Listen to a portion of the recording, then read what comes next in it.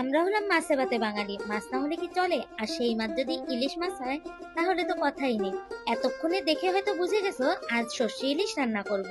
কড়াইতে কিছুটা তেল দিয়ে তার ভিতরে দিয়ে দিলাম সর্ষে বাটা, সরিষার সাথে কয়েকটা কাঁচামরিচ, কয়েকটা রসুনের কোয়া আর একটু পেঁয়াজ দিয়ে ব্লেন্ড করে নিয়েছিলাম। এইবার দিয়ে দিলাম গুঁড়ো মশলাগুলো, হলুদ, মরিচ আর জিরের গুঁড়ো। অনেকে আবার ইলিশ মাছে জিরের গুঁড়ো খায় না, আমার বাসাতে আবার জিরের গুঁড়োটা পছন্দ করে, এর জন্যই দিলাম। মশলাটা কিন্তু আমি ভালোভাবে কষিয়ে নিয়েছি। তারপরে যখন তেল উঠে গিয়েছে তখন মাছগুলো দিয়ে দিয়েছি। সরিষা ইলিশ রান্না করবো বলে মাছটা আমি কাঁচায় রেখেছি, ভাজিনি। আমার কাছে সরিষা ইলিশ রান্না করলে মাছটা কাঁচা দিলেই বেশি ভালো লাগে, ভেজে দিলে অতটা স্বাদ লাগে না। কেউ চাইলে মাছটা ভেজে রান্না করতে পারো, সেটাও কিন্তু মন্দ হয় না। আজকের মাছটা কিন্তু অনেক ফ্রেশ ছিল এবং অনেক তৈলাক্ত ছিল, খেতে কিন্তু দারুণ লেগেছে। আজকের ভিডিওটি কেমন লেগেছে অবশ্যই কিন্তু কমেন্ট করবে, আর ফলো বাটনে ফলো দিয়ে আমার সাথেই থাকবে অন্য অন্য ভিডিও দেখার জন্য।